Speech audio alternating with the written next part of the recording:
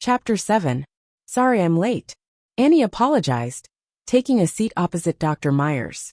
He called her earlier and demanded to see her, so they planned to meet at a restaurant close to the hospital. It seems you had a lot of customers to attend to. He teased and she smiled. Annie nodded, placing her small bag on the table. Today was indeed a hectic day for her. So what is it you want to talk to me about? She asked as she studied his face. He was putting on a dark-fitted shirt and pants. The first two buttons were opened. He might be in his late 40s, but he was handsome. Apart from the fact that Dr. Myers was like a father to Annie, he was also a family friend. He and Annie's father were childhood friends, so he had always been there for her. Annie hoped nothing had gone wrong. Her right hand went around her belly protectively, praying nothing bad happens to her baby. Do you want anything? He asked so he could order for her. I'm fine. Please just tell me the reason for this meeting. I'm getting nervous. Congratulations on the baby, he said with a small smile. Thank you, Annie replied, but she could tell there was something else he had to say. Myers sighed. Annie, we got you inseminated with the wrong sperm. Annie went pale, her eyes showing fear and confusion. She opened her mouth to say something, but no words came out. You need not worry about your health or the baby's health. There's no trace of any kind of sickness from the father's side, he said, and Annie's heartbeat increased.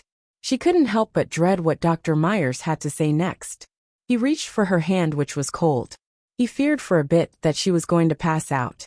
The baby's father is aware of its existence, and he wants to be there for the two of you. It was then that it hit her. All these were too good to be true, and now she had to share not only custody, but her baby's love with the father whom she had no idea was. She swallowed painfully. Who is the father? Her voice came out almost as a whisper. Eric Ivan James. Annie's eyes went wide as she tried to control her panic attack. Dr. Myers noticed and rushed to get a glass of water from a waiter. He made sure Annie drank some water, after which he made her do a few breathing exercises.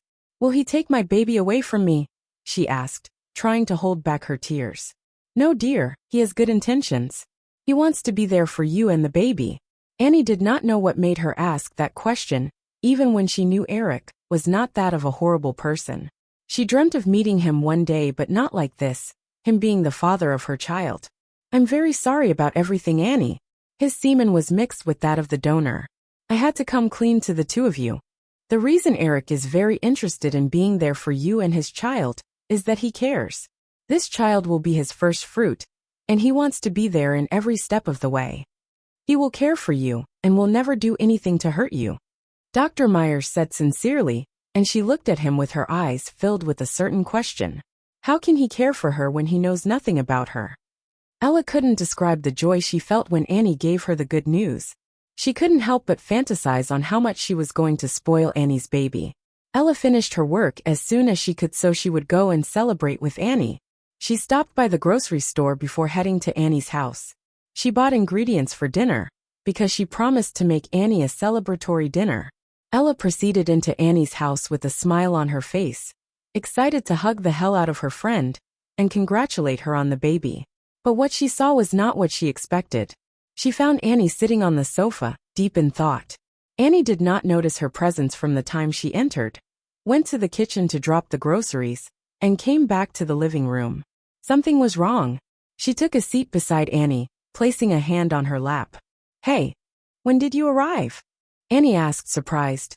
Even though Ella had a key to her apartment, she did not notice when she entered.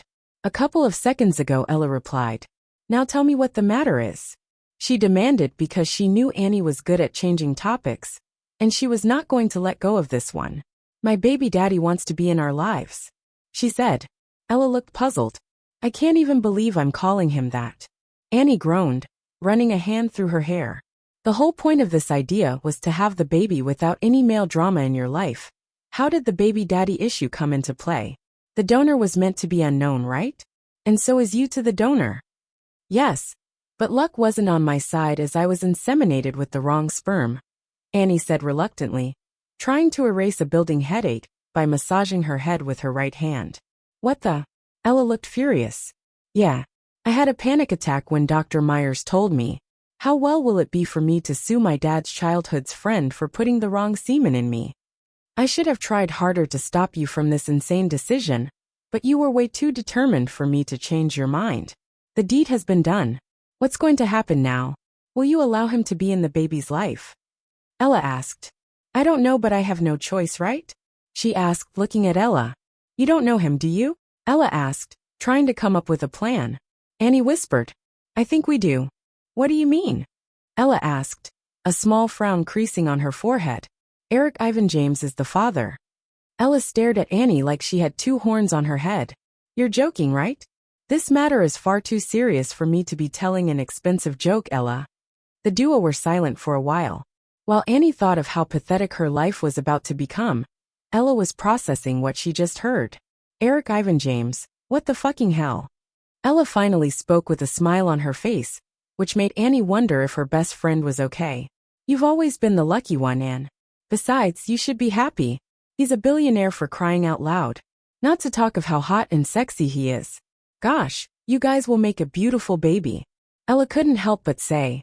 You're not helping matters here, Emanuela. Annie groaned. Don't give me that face, Annie. You've been crushing on this guy since high school. You've even been following up on every news and gossip about him, defending him as if your life depended on it.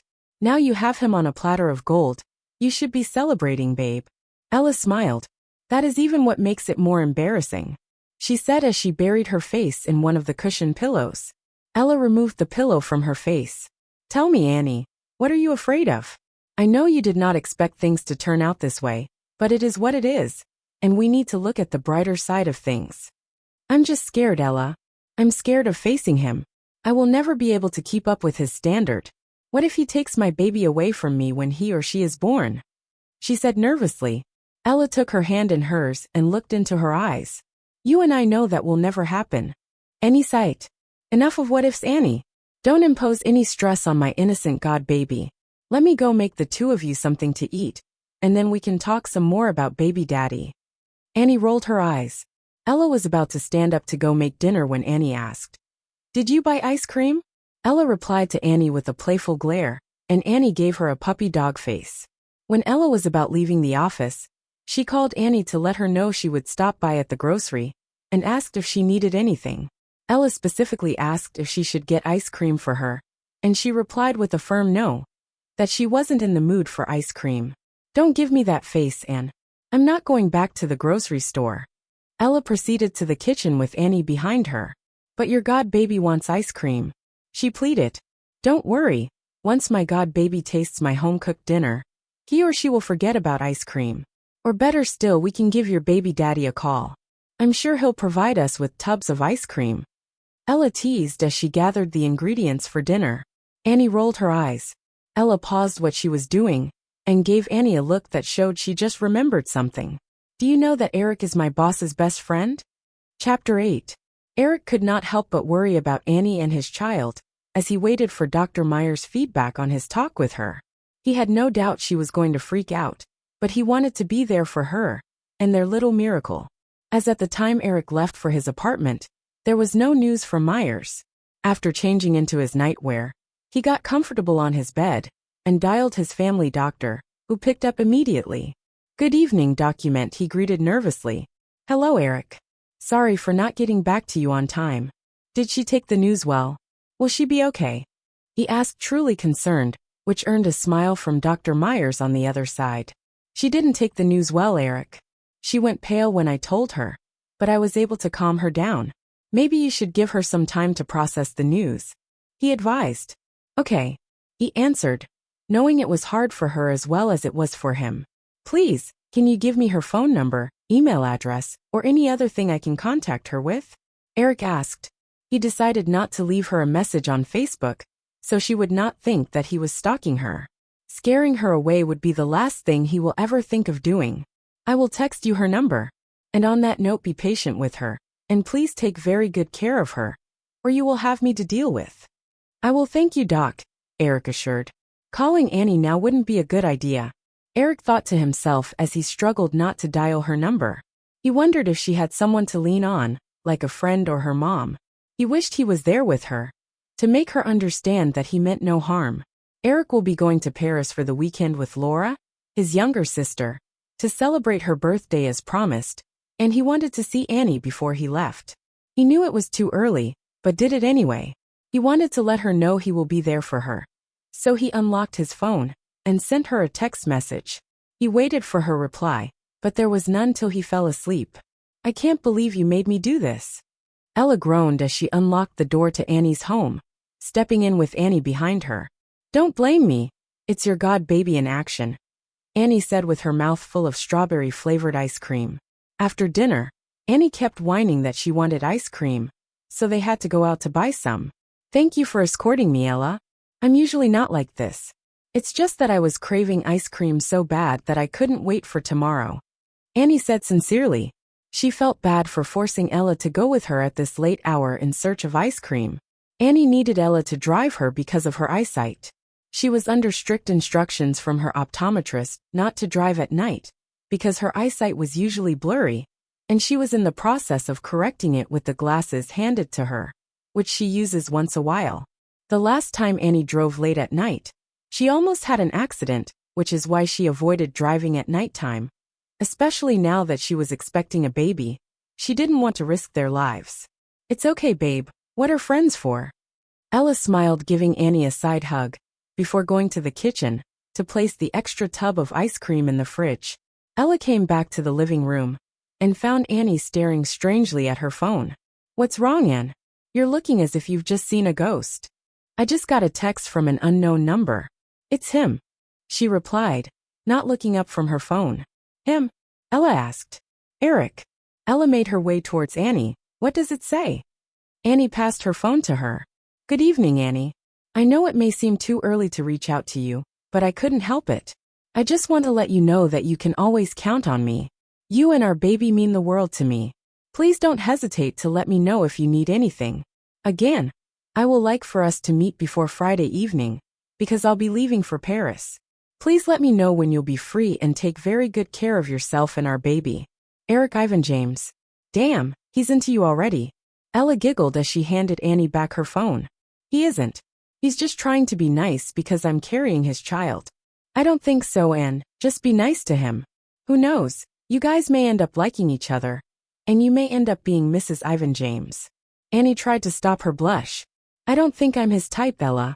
I'm not even close to all those models that move around with him. You're smart, beautiful, and amazing. He must be silly if he doesn't feel anything for you." Annie rolled to the other side of her bed. She read his text again, this making the 7th time. She sighed, thinking of what to do, whether she should reply to him or not. Sleep overtook her. The first thing Eric did when he woke up was to check his phone if there was a reply from Annie. Unfortunately, there wasn't one, which made his heart sink. Reluctantly, he got up from the bed and proceeded to the bathroom to do his morning rituals, after which he dressed up for work. "Good morning, son." Nora greeted him. "Good morning, Nora." He placed his briefcase on the sofa, approached Nora and kissed her cheek. Nora was Eric's housekeeper. She has been working for him for a while now. Eric adores and respects her. She was like a second mom to him. Nora comes to work every day except for weekends, which were her days off. She cooks and cleans for Eric. "How are you this morning?" she asked him. "I'm okay," he replied, but she could tell something was wrong. His eyes were dull, and she could see worry in them. "Breakfast is ready, the table is set," she said to him. He nodded and walked towards the dining room with Nora behind him. Eric had no appetite. He forced himself to eat the small portion Nora served him. As he ate, he couldn't help but wonder if Annie already had breakfast. "What is wrong, my child? You know you can talk to me about anything." Eric gave a sad smile. He didn't want to reveal Annie's pregnancy without talking to her first. "I will tell you when the time comes." His voice held promise, and Nora nodded in understanding. She decided not to push any further, knowing he would come clean when he was ready to talk about what was bothering him. After breakfast, Eric left for office. He got to the office and buried himself with work. When it was almost lunchtime, he decided to make it up to Annie. He called a restaurant and ordered for lunch to be delivered to Annie's workplace. He ordered her favorite. He knew what her favorite was because of all her YouTube videos he watched. "There you go, ma'am," Annie said as she did the finishing touches of her customer's nail. "I love it." The beautiful brunette grinned, and Annie smiled at her. "You can pay over there." Annie pointed at where the cashier was, and the customer nodded. One of Annie's staff called her attention that there was a delivery for her. She found that very weird as she did not order anything, and neither was she expecting anything from anybody. She made her way to the entrance of her beauty parlor and saw the delivery guy. The delivery came from her favorite restaurant. She could tell by the delivery guy's shirt and cap, and the bags he was holding which had the restaurant's logo on them. "Miss Annie Davis?" The delivery guy asked and she nodded. "This is for you." He stretched out the 2 plastic bags he was holding for her to collect. "But I didn't order anything," she replied confused. "Yes, ma'am. It was ordered on your behalf, and I was asked to deliver it to you." "Okay, thank you." She collected the bag from him. "Do I need to pay anything?" "Everything has been covered. Have a great day." Annie went to her office with the bags and placed them on her table. She brought out the contents in both bags and saw that they were all her favorite. She reached for her phone in her handbag to confirm from Ella if she was the one that decided to surprise her with a free lunch. She unlocked her phone and was greeted with a text from Eric. "I ordered lunch for you. Bon appetit. Eric Ivan James." She smiled, wondering how he knew her favorite food and workplace. Annie proceeded to the adjoined bathroom in her office to wash her hand. She came back, sat behind her desk and dug into the food. Halfway through her meal, she was full, so she decided to leave the rest for later. Remembering she hadn't replied Eric to thank him for the food, she reached for her phone and did just that. "Thanks for sending me lunch, Annie," Eric replied almost immediately. "You're welcome. I'm happy you replied. How are you and the baby?" Eric: "We're fine, thanks." Annie: "Good to hear. Will you be available on Friday evening? I would like to see you. Please." Eric: "I'll let you know before then if I will be free." Annie: "Okay. Have a great day, Eric." Annie couldn't believe she just had a chat with Eric. She made a mental note to check her Friday schedule to see if she would be available to meet Eric.